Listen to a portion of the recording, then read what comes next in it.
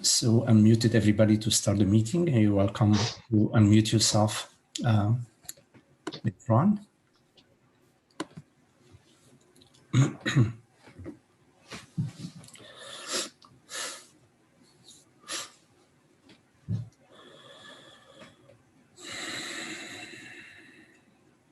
So if we could, for a start, turn our attention inwardly and welcome yourself as this effortless, aware presence, that which perceives this perception, that which is the absolute isness and the transparency of being, which is our true nature, our true self.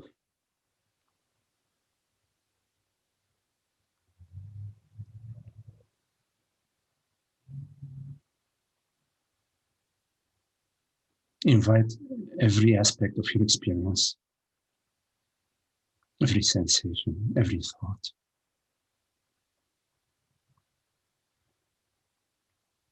to the peace, to the stillness, to the core silence of your being, which is not a personal being, but it's God's being among us, God's being shining through us.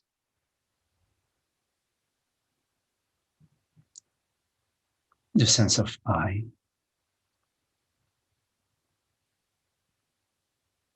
which is the cosmic sense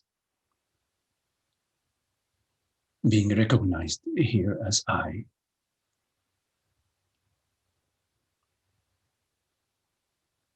Like a drop of water is made out of the same substance as the ocean. This I, this aware presence that we refer to as I, is this universal I.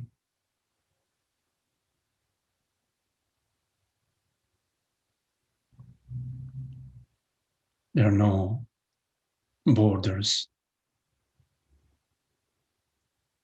there are no barriers,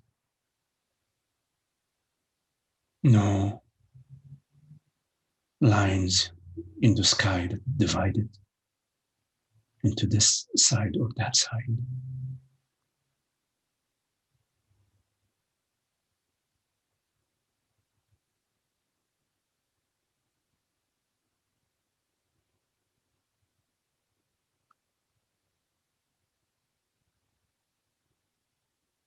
Go to your direct experience of this wholeness. And don't just listen to the words, but use the words, use the sound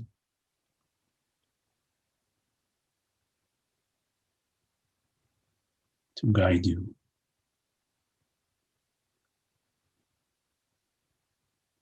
To the borderless and transparent presence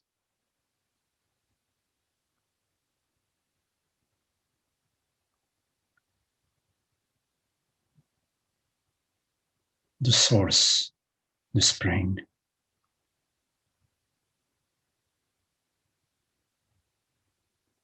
the invisible, infinite reality of consciousness.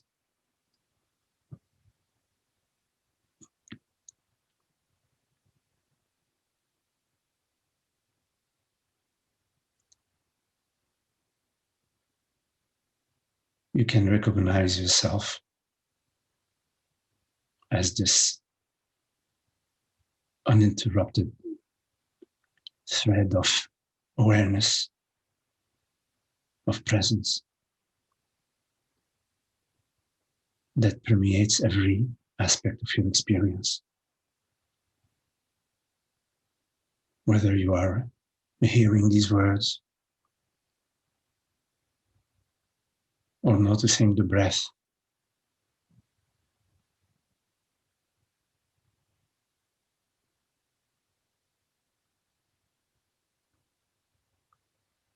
awareness is uninterrupted.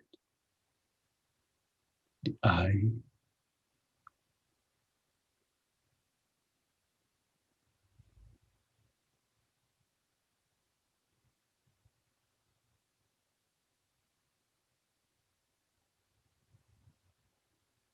is the Godhead of all experience.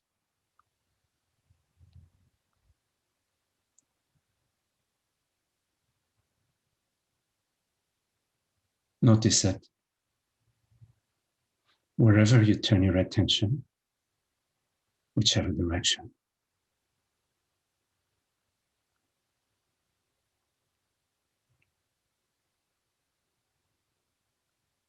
I am, I is this knowingness, this transparency, the effortless presence.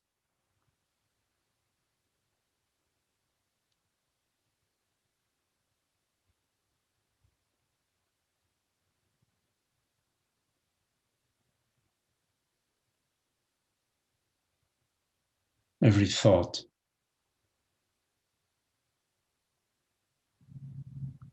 appears to you as a coloring of yourself.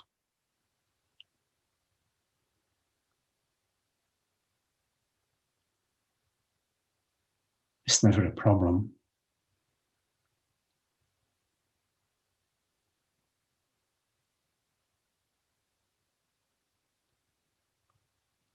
Like for the ocean. It's not a problem if there is a wave or no wave.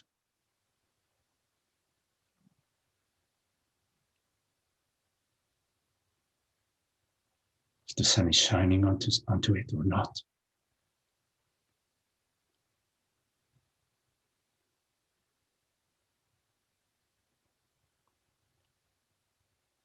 There is no issue in your experience as to that which appears.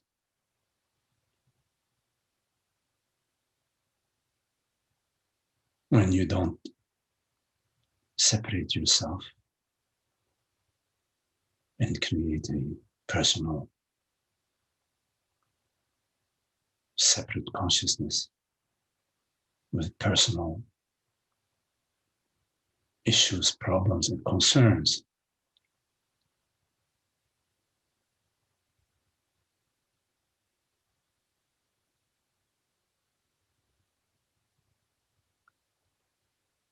When you don't consider yourself to be somebody,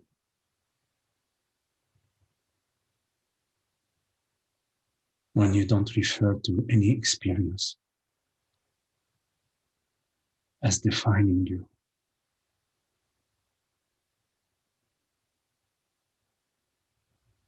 you are like the wide open sky that is untouched and unconcerned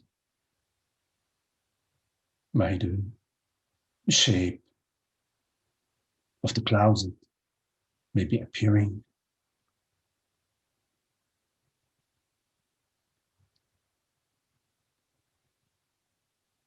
When you don't refer to yourself as some aspect of your experience.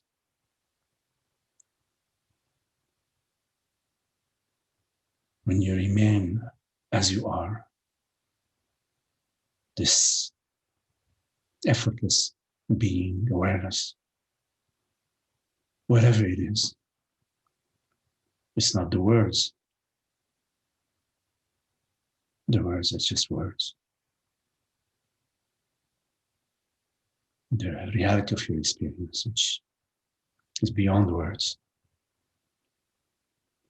It's seamless, borderless, edgeless, transparent, effortless.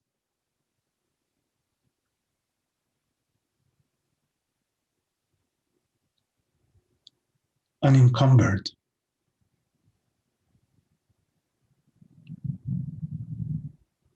But as soon as you define yourself as a son, a daughter, a mother,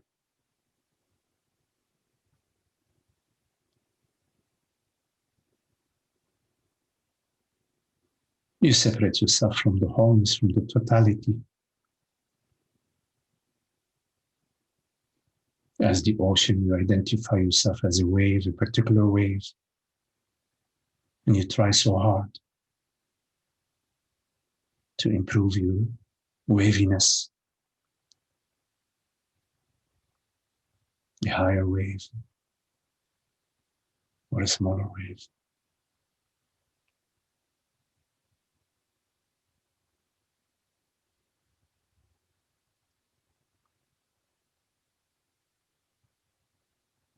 Notice the uninterrupted continuity of your experience, not as a thread of thoughts and images which differ from frame to frame, but as the uninterrupted screen of awareness that has no name and no age.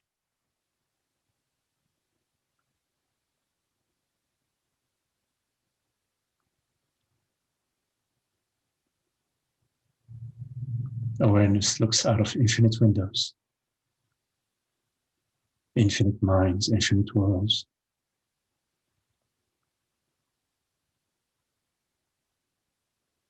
Like the electric grid brings current to infinite bulbs and infinite motors.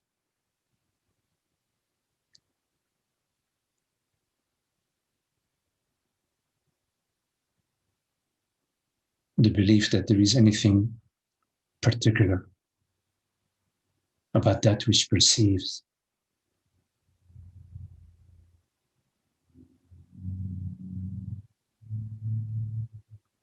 when you look at that belief, what is so particular about that which perceives?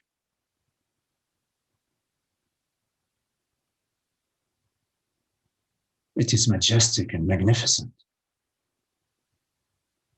Awareness, rather than being in awe and wonder about the majesty and magnificence of awareness. You are in awe and wonder about the activity of the body, the shape of the body, the size of the body, the weight of the body, the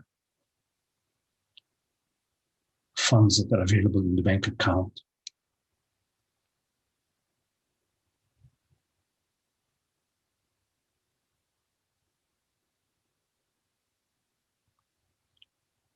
And so you take that turn of the highway and you go into the alleyways of me and my life, my family, my cousin, my sister, my father, my grandfather, my future, my past.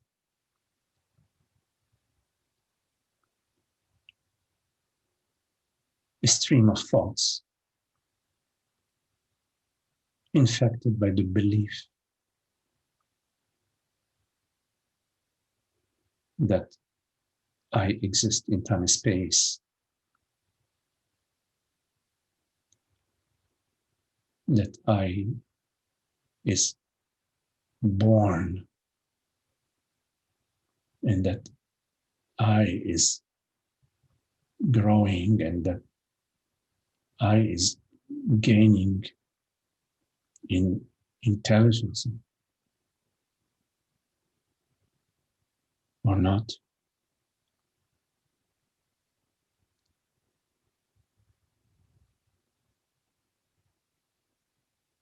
Notice how the butterfly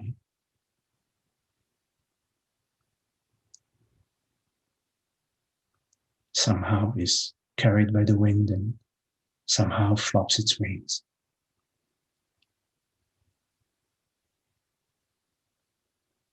How the sun shines on the surface of the lake. How the breath energizes your body mind.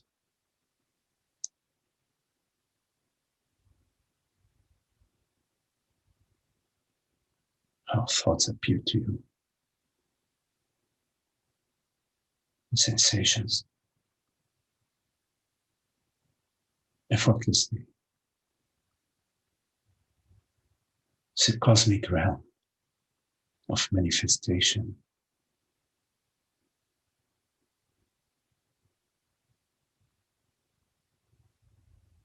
Without any separation. And we know the reality of this realm as I am. Not I am a woman, a man, a body, but this I, this inner knowingness, this silent knowingness, the light of awareness is shining through us as us and as everything and everyone.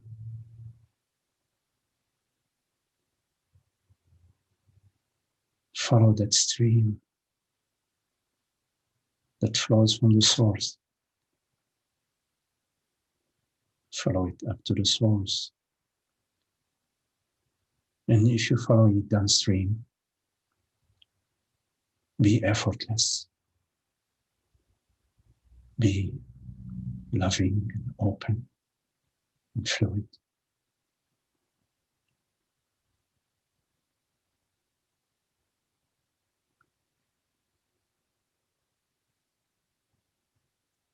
Whatever you are, God is.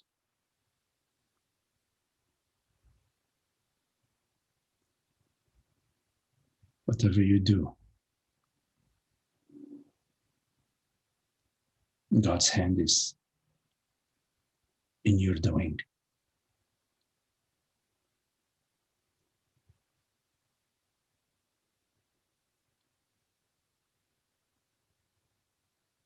And whenever you're experiencing some unhappiness,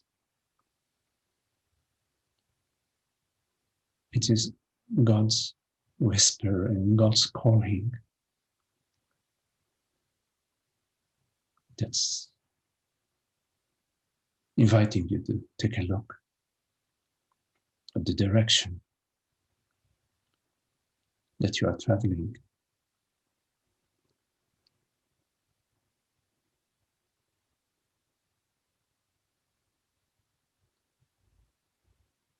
Love is absolute. The I is absolute. Awareness is absolute. They are one.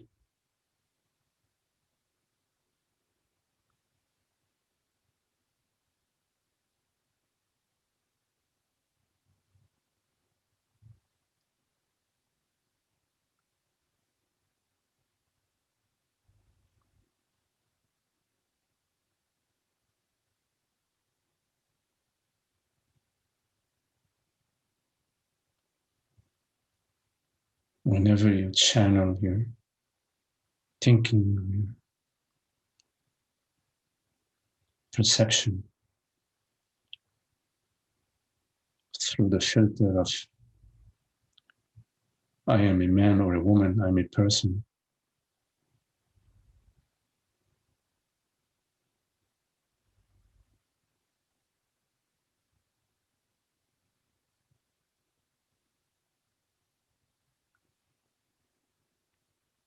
your experiences as if you are in a bubble, separate from the universe, separate from God, separate from happiness.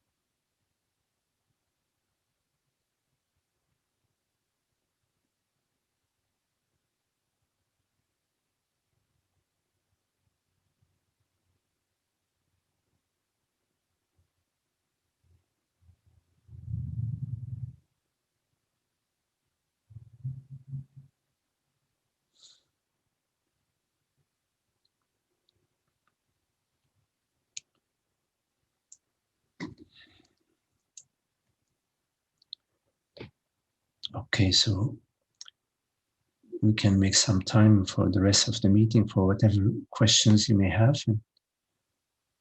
Please make sure you unmute yourself. And you're welcome to turn on your video if you care to. Nice to see you. So any questions? Yes, Magdi, I have a question. Hello, George. Hello there, Magdi. That was a great meditation. And I wanted to ask about thoughts, particularly how to distinguish thoughts from other perceptions.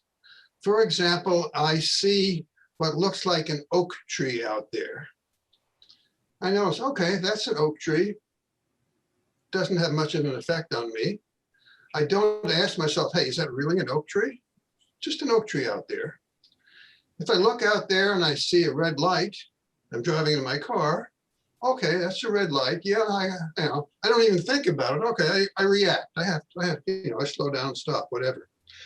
But somehow thoughts seem different. First of all, thoughts seem internal, as distinguished from the oak tree out there.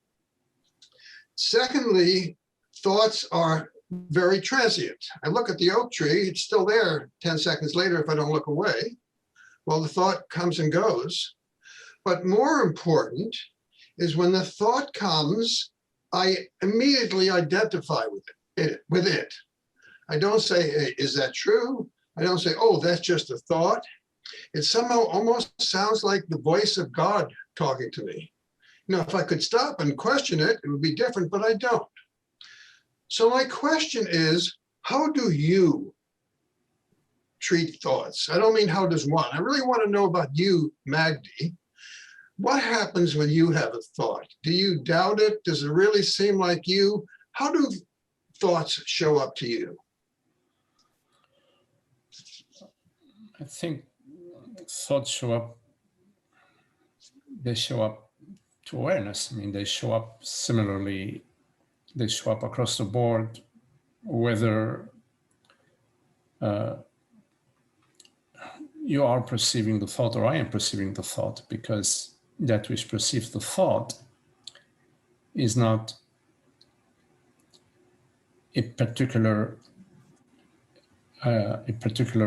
robot. Robot A is different from robot B or robot C, or a particular system. System A is different from system B or system C. It's not our experience that system A is perceiving a thought, and our experience is that I perceive the thought.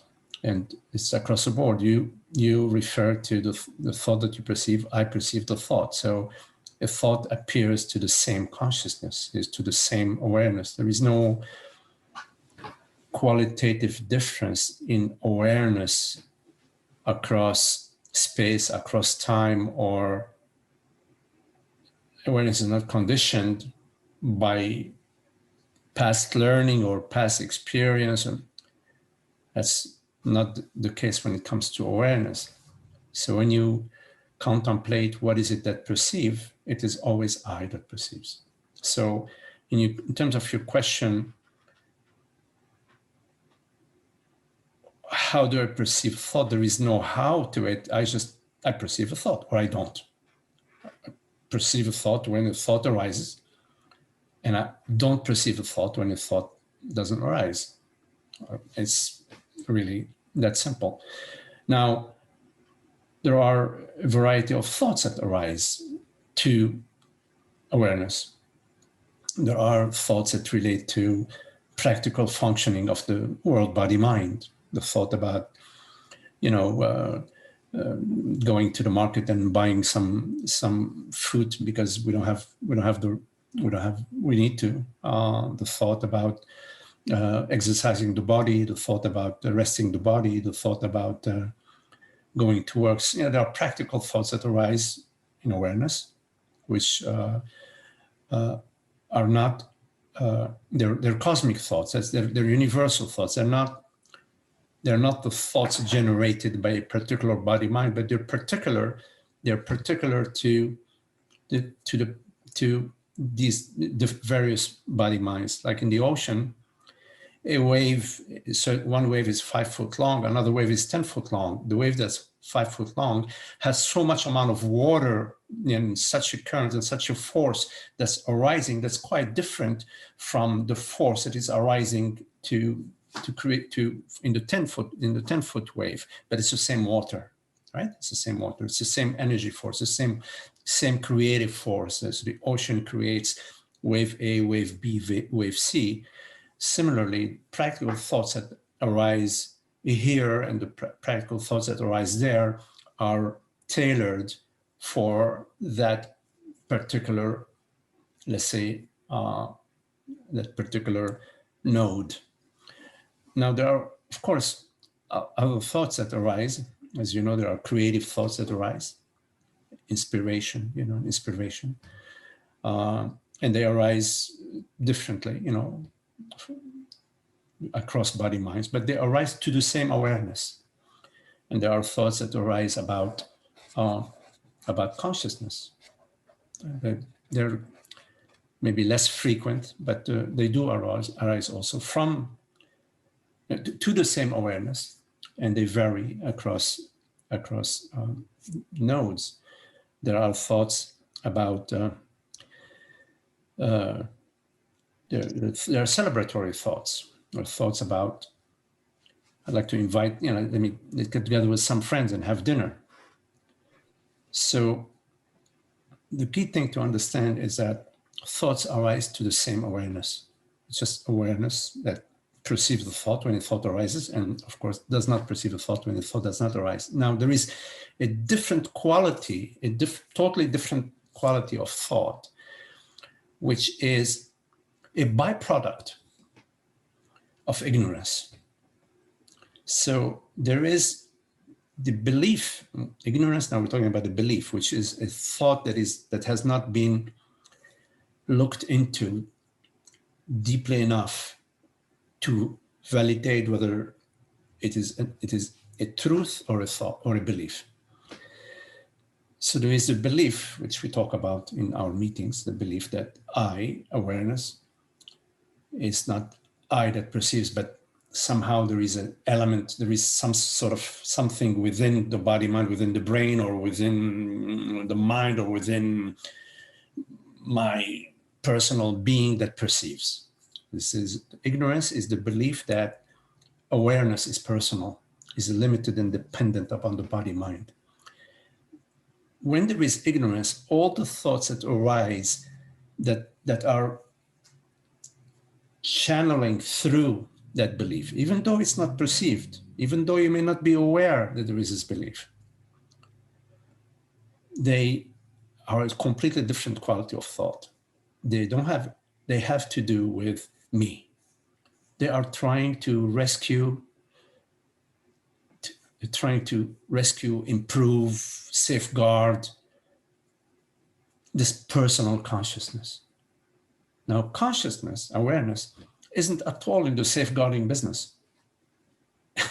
It's not in the safeguarding business. It's in the creative business. It creates a rose, a flower, it creates an oak tree, and it creates a volcanic eruption. It creates the ocean, and it creates tornadoes. It creates beautiful lakes and ponds and so on. It creates ravines.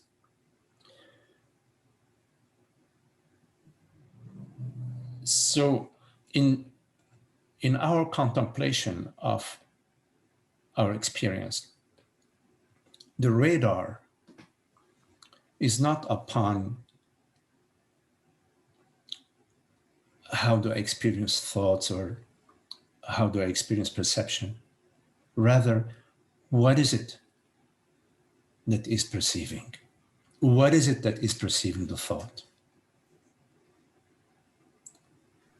When the thought is being perceived as you're perceiving this perception right now, meaning it's appearing with an awareness, without a personal subject behind the scene that is saying, wait a minute, that thought check is okay, that thought check is okay, that thought is not okay, we have a problem here. We have a problem. My sister didn't smile at me, which is a thought appears to me, or a certain perception. What I'm saying applies both to thoughts and perceptions and sensations. Then we have a problem. So but those thoughts, like the one you said, oh, my sister didn't smile at me, mm-hmm. Those thoughts are created by, those are cosmic events also. Yes. Those are created by God just as much as the other thoughts. All events are cosmic events, yes. So all events are cosmic events. Absolutely. So whenever an impartial cosmic event is channeled through the belief that consciousness, which is the belief that consciousness is personal, is this body-mind, then there is the impression, because the belief is just it's a thought that is not substantiated. There is the impression that there is something at stake and that there are problems to be settled. Right. So let's say I get the thought, my sister did, I don't have a sister, I get the thought, my sister didn't smile at me. That's not good. I have to do whatever. Okay. I get a thought like that, which is obviously, based on a separate self. So I get a thought like that. And I assume, first of all, you don't get thoughts like that. But when I get a thought like that, I don't at the moment stop and say, wait a second, is that thought really true? Is that thought really predicated on my belief as a separate self? If I stopped and examined it, that would be one thing. But in other words, the thought just comes, and it's gone. It's not different from a thought like, oh, I need to get something to eat. These thoughts just come. Yes, so the thought that arises, my neighbor doesn't like me, right, may arise within awareness. Is there a hit or not? If there is no hit, okay, my neighbor doesn't like me. Okay, I don't know what's the problem. Maybe there is something unlikable about me. Obviously, there must be, and whatever. Or there's no hit. Okay, fine. It's not a happy thought. It's like, oh well, it'd be nice to get along with the neighbor, but what can I do? If there is a neighbor that hates my guts, what can I do? I mean, if there is something that I perceive, say, oh, because maybe I parked my car in front of their house, So then I say, oh well, maybe I should do something about that. But when there is a thought like that, and you're not perceiving anything there that makes sense vis-a-vis that thought. My neighbor doesn't like me.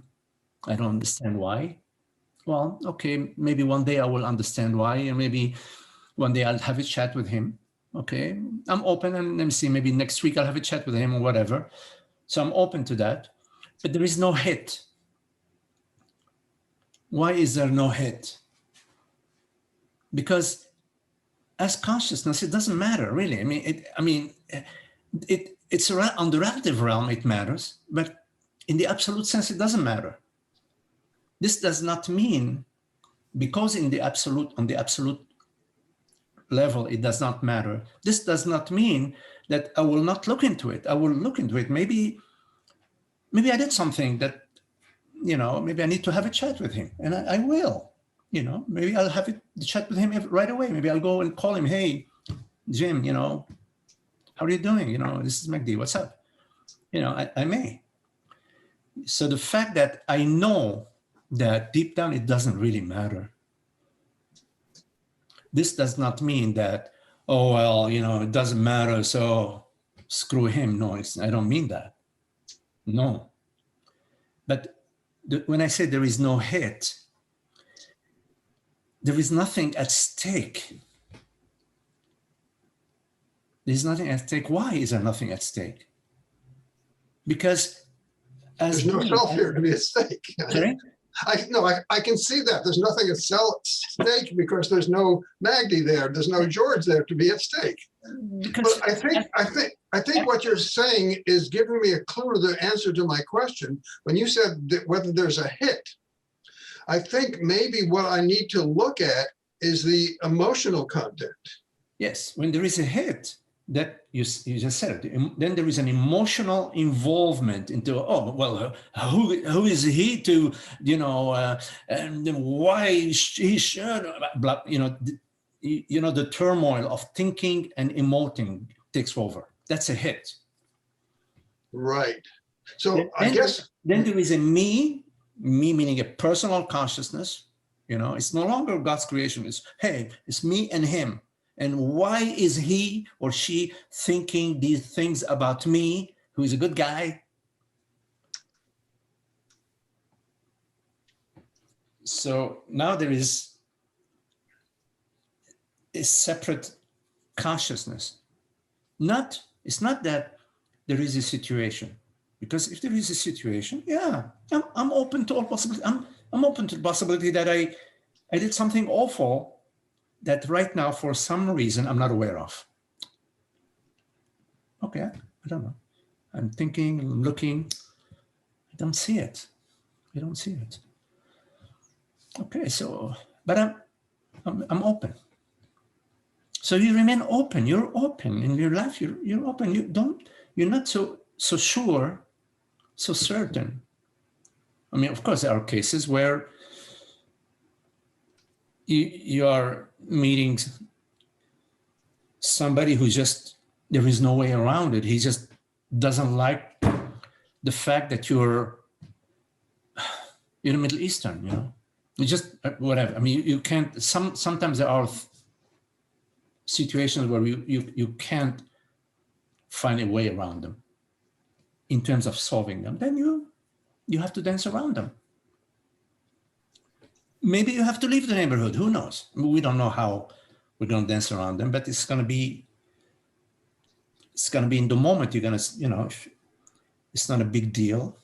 If it's not a big deal, no, live with it. I have many other neighbors I can relate with, and I don't need to, even if worse come to worse, I'm okay as I am.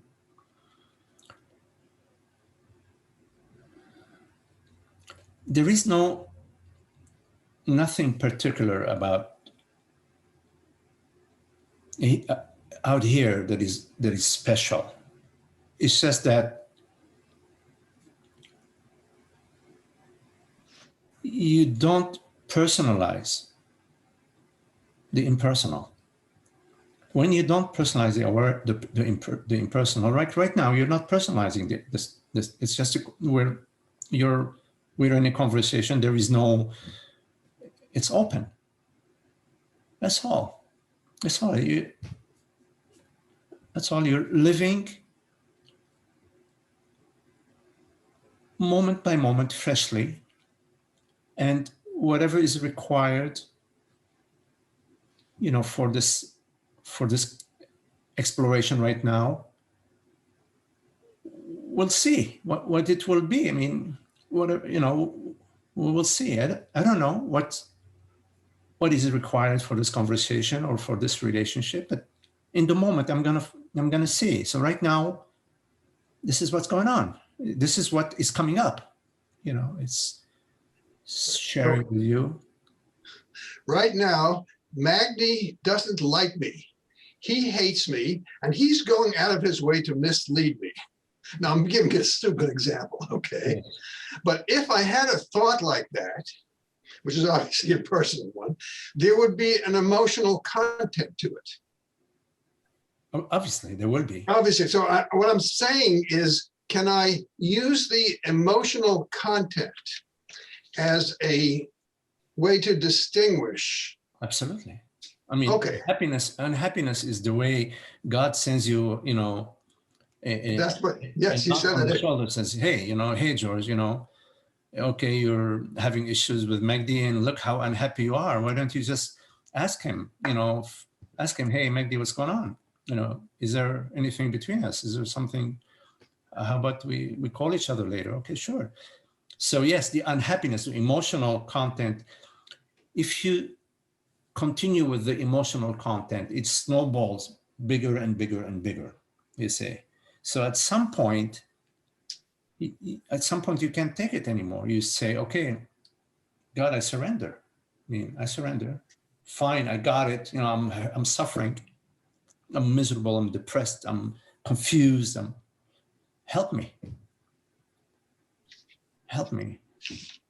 When you say, help me, at that moment, you're letting go of your position. Because if it's a genuine help me, you're saying, okay, fine. Look, I put my weapons down. Okay. Talk to me. Talk to me. Okay, we had an awful fight.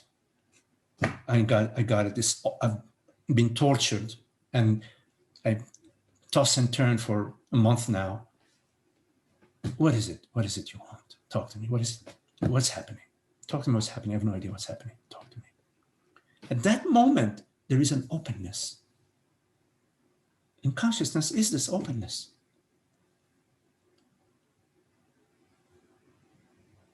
When you say, okay, I don't know, that's it. Here I am, as I am. I don't know which way the wind is blows. I'm okay.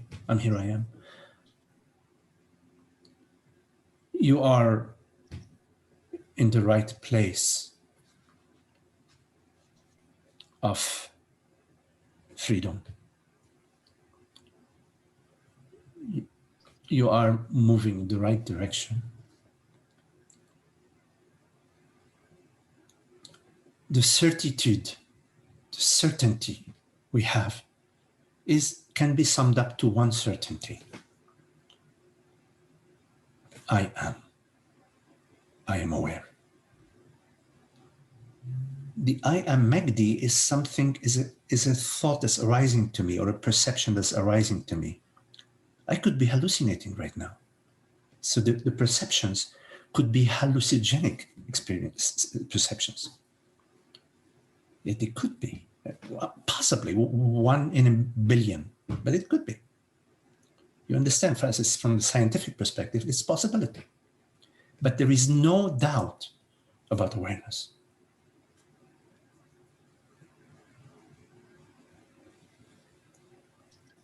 Okay, thank you, Magdi, thank you. Okay.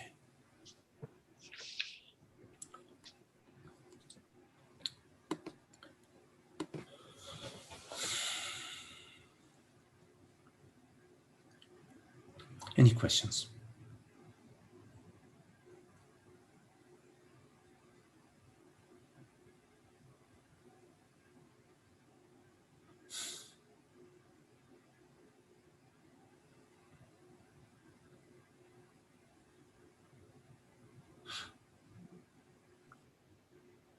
Hi, Magdi. Hello, Amna. I haven't worded my question, but I was noticing that, like, when I attend these meetings, or meetings like it, there's like an expectation that I would just get it, and then I would be just happy, and then like there is like a frustration because like sometimes I know the answer, or like I know what is about to be said, or I understand it, like I know it already, but then the experience of it is not there. Yes.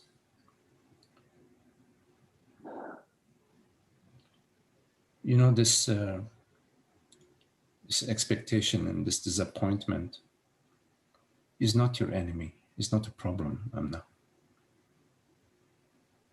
Because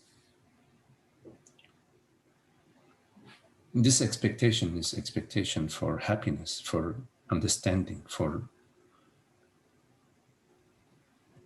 freedom, causeless freedom. So it's an expectation that is in the right direction. And it would be a sad state of affair if you just got some verbal understanding, oh, you know what Magdi's going to say, etc., and you're not experiencing the peace and the happiness across the board. It would be a sad state of affair if you were satisfied with that, right? Yeah. So the fact that you're not satisfied with just sort of hearing these words and knowing what Magdi's going to say, and that there is, that you want the beef, you know, you want the fullness of the experience, you want the real deal. That's a good thing. It's a good thing. So it's not a problem or something going wrong that you're feeling disappointed, and the expectation is there. Now, so having said that, explore just the enjoyment of this moment. Can you get a sense of just the joy of being together now, or the peace of being together now, or the friendship of being together now? Can you get a sense of that? That here you are doing something that you really want to do. You are attending this meeting because that's what you want to do. Am I correct? Yeah. And there's like a fixation on getting something. Okay, I understand. But I'm inviting you to that fixation. Okay, no problem. But I'm inviting you to look also at, in this moment, you are where you want to be. You want to come to this meeting. You want to be here. You want to have this conversation. Otherwise, you won't have it. You won't even ask a question. You won't even show up. Do you see that? Yeah. So you're doing what you want and what you like and what you love. You're doing it. It's not like, you know, you have to go to the dentist, or you've got to go to, you have to go to, you know, take your sister to school or whatever. I mean, you have to. No, this is something that you want to do, something that somehow is speaking to you. And that's a wonderful thing, how, here's an opportunity for you to be doing what you want to do. Now, outside of these meetings,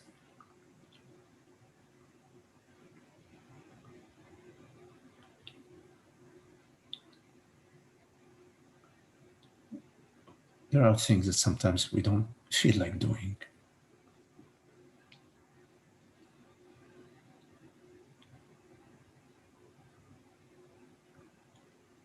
It happens to me sometimes that there are things I don't feel like doing. But I've learned over time that sometimes there are things that, out of the situation, even though I'm not going, yeah, I want to do that, I need to do some things. And it's not, I've learned over time, it's not a big deal that I can do certain things that on the surface, it seems that, that's not what I want to do. And I can do them sort of going along the stream, going along the flow, going along life, not going against it. And the more I've done that, the more I have found that it's easier and easier for me to do things that initially I thought that I would not want to do and they would not work out. And even further than that, I have realized over time that I actually enjoy doing these things. That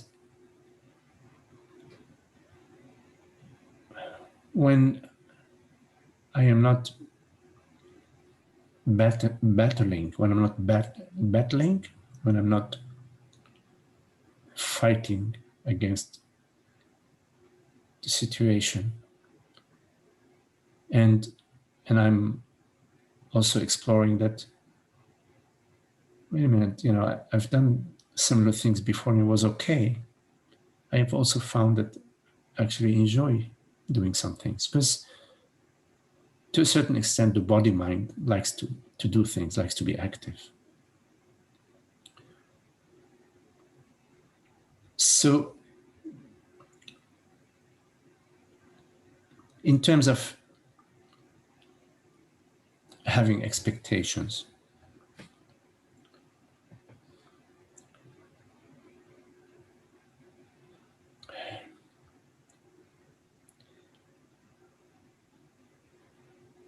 there is a certain aspect of resistance.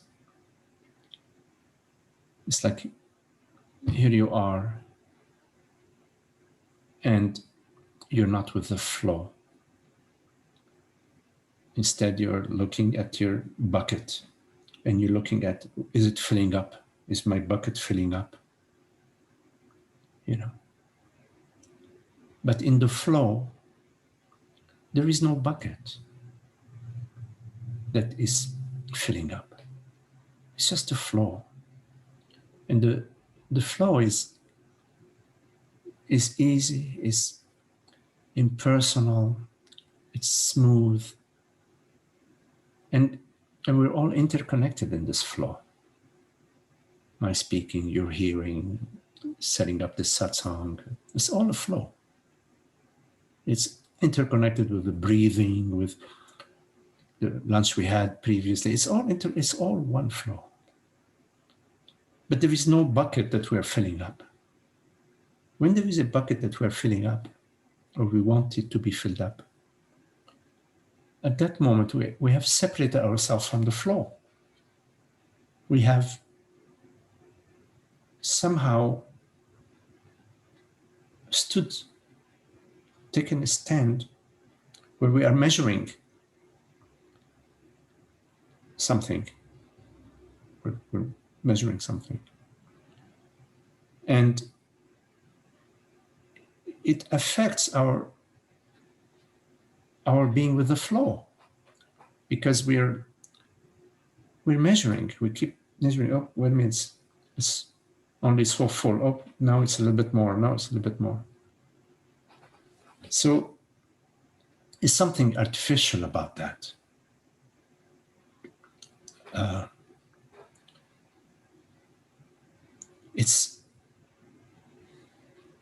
It's happier and easier to sort of be with the flow, be in the flow. And the consciousness, the awareness that hears these words right now is the same awareness through which that's also hearing these words being spoken. It's the same awareness hearing these words. It's no difference, no distinction when it comes to awareness. In your experience, when you say I hear these words, it's the same I hear that hears these words. And what's missing? What's missing?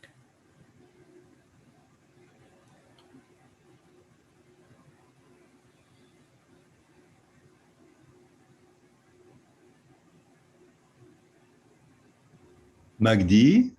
What? Can I say something? Is it a good time for me to say something? Because I wanted to finish with Amna. I want to make sure. Okay, great. Yeah, good. Let Amna have a moment to finish her thing, and then I just want to say something. I just had something about that whole thing here. Oh, okay. Go ahead. I mean, yes. I mean,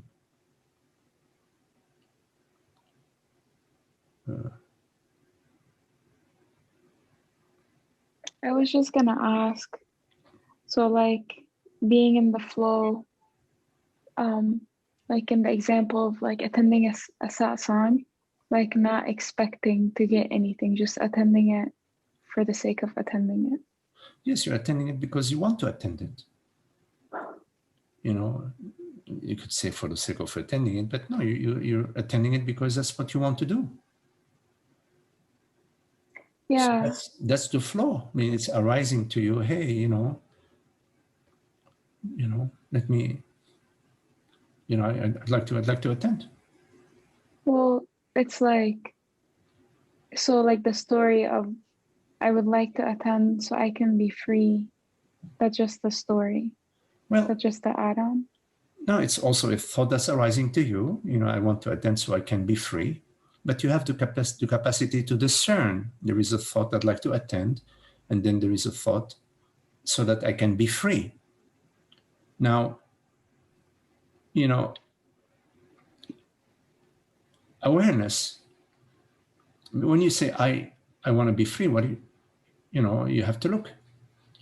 What do you the I that arose to you when the thought arose, I want to be free, that thought that arose to you, what is this I in the thought? Yeah, it's the sense of lack, that I am now.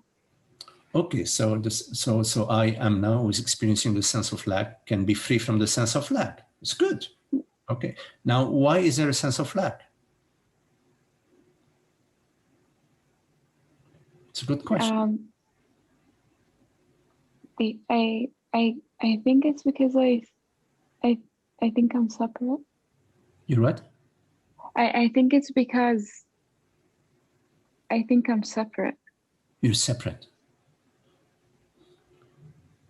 Okay, well, in this moment right now, is there a sense of lack? Yeah. Like, yes? Mm-hmm. What's lacking? What's the sense of lack right now? What does it tell me about it? It's sensations in my body. Okay. Okay, so you're experiencing sensations. Sensations within your body are arising, and you don't like them, right?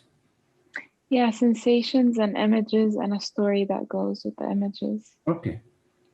Okay, so these are events that are arising to you. And they're events arising to you that somehow you don't want them, right? Yeah. Now imagine it's possible that the I that doesn't want them is just another thought.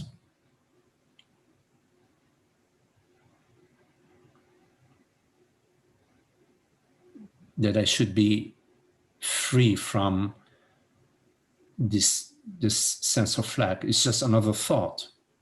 Can you see that? Or Yeah. so a thought is arising to you that wants to, that's saying, let's get rid of the sense of lack. It's just another thought.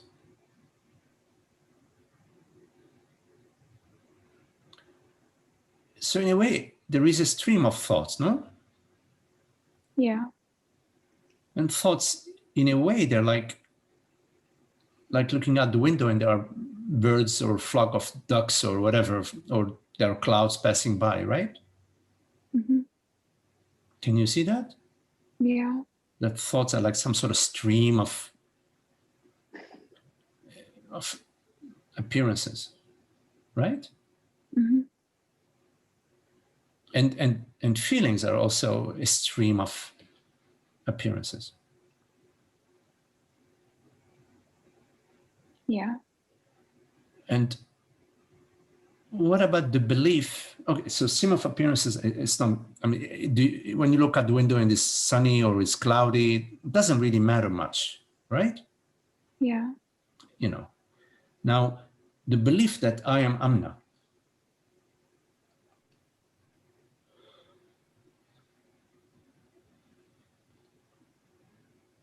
it's also a thought, right? Yeah. Because when the thought I am Amna is completely absent, so the thought that I am Amna is a thought. But you believe it to be true.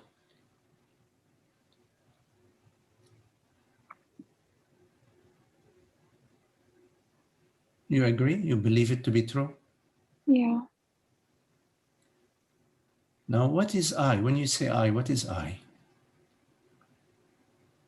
Right now, when you say I hear these words, or what is I? When you say I, in your experience, don't answer me from, but in your experience right now,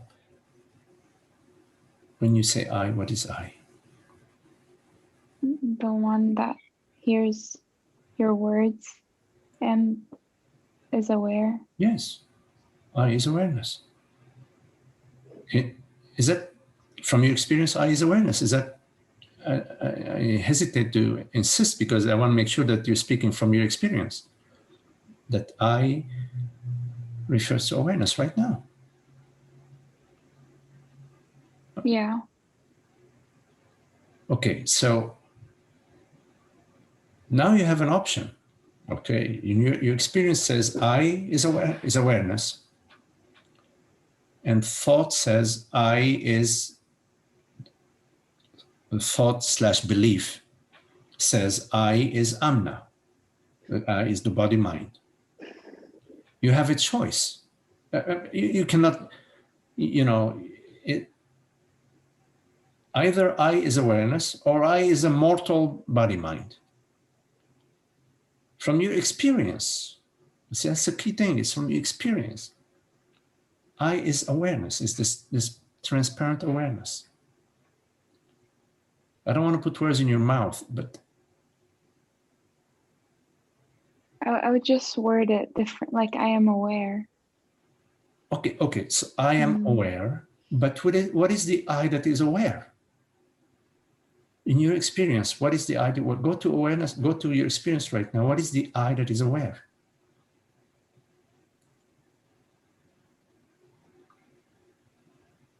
know. Okay. So you don't know, so therefore you cannot say it's Amna. Yeah. Okay. So whenever you say I am Amna, you are speaking to Megdi, I don't know, and then a minute later you're saying, yeah, I'm Amna. So I'm just either I'm bullshitting Megdi or I'm bullshitting myself. Right? I had a dream the other night, and I was a guy in my dream.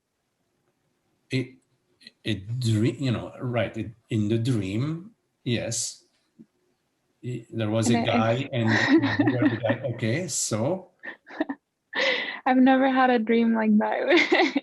And then when I woke up, it just took me a minute. It's like that which perceived the dream, that which perceived the feeling, I am this man, that sensation, that feeling, that is neither a man nor a woman.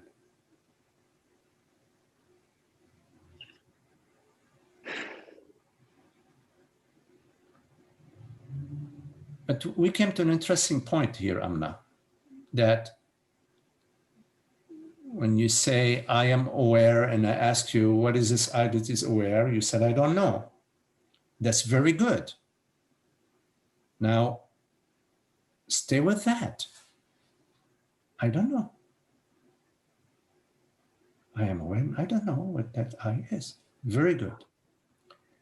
Which is diametrically different from, I am Amna. Because then you're flip-flopping.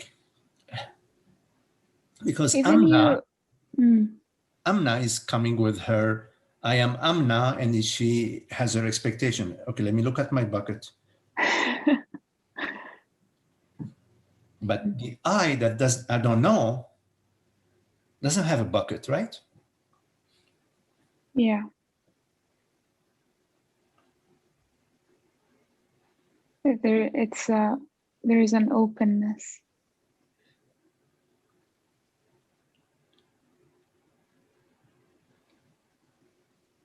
Thank you. So the I am Amna goes hand in hand with the expectation. But, yeah, and the sense of like this unhappiness. Yes. But stay with, I don't know. I am aware. Yes, fine. That's our experience. And what is it that is aware? I don't know. Perfect. Boom. Okay? So stay with that. Don't. Whenever you go to I'm not, just remember this conversation, okay? Wait a minute. Go back to, wait a minute. I am aware, yes. Am I aware? Yes. What is this I that is aware? I don't know. Good. Just return to that. Thank you. Okay.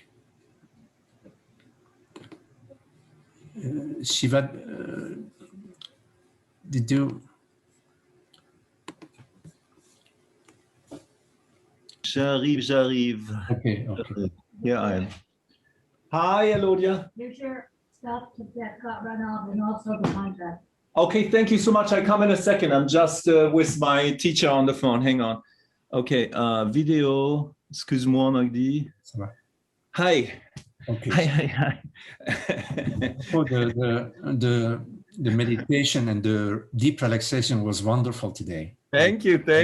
It was wonderful to have you guys. Thank you. You know, I just felt saying something, sharing something. Well, it's not a question, but you know, while I'm doing my tropical fruit salad here and listening to satsang, I hear George and Amna, and there's a bit of a mental position which can come up, which I'm not taking serious at all, of like, oh, always the same question, same people, same question kind of thing. And then I just realized it's consciousness. You know, remember when we were playing hide and seek as children? Mm-hmm. Yeah. And I don't know what I did like best. It was impossible to actually determine it. The part where I was hiding, and the excitement of being hidden, you know, and hiding myself, and you know, the seeker walking by and me not being seen, and at some point the excitement of being discovered, or the role when I played the seeker, and I was like, you know, counting till 100, and then I would just go and like, whoa, where are they, you know, and I would go for the like, oh my God, here they are, and you know, this whole finding, and so, and I felt like the whole thing of satsang is really consciousness playing hide and seek with itself. Yes, yes. And what you said, the bucket, is, I think, when we stop playing, when we take the thing for serious, you know, and it's sort of like really important, I get this one and I find this one and stuff. And in the moment where we can just enjoy the hide and seek, you know, there is a consciousness. Yeah, does that make sense? What I'm saying? There is a happy play and an unhappy play. Right. So consciousness loves to play, meaning to create. It's infinite creativity. It is infinite dreams, infinite minds. It's just the aspect of unhappiness and misery and depression, whatever, that is the unhappy aspect of the play. So we are taking a look at that unhappy aspect of the play so that we can be together in the playground and have a good time. Yeah, totally. Yes. Good. Love you. Thank you. Okay, Shiva. Bye-bye. Okay.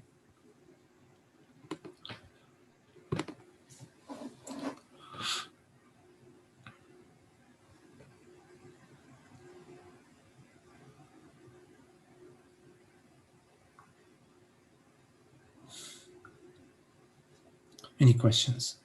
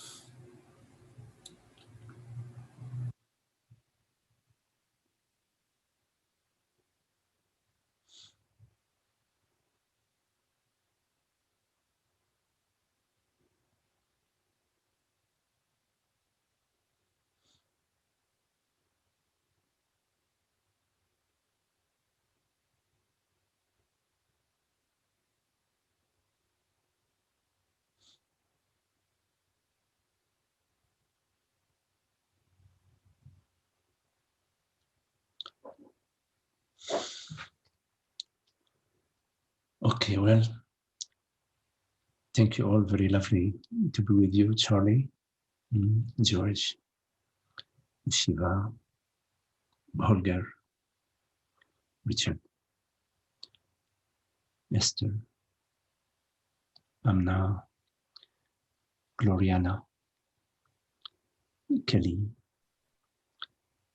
Rashmi, Frank, and Zoe. Thank you all.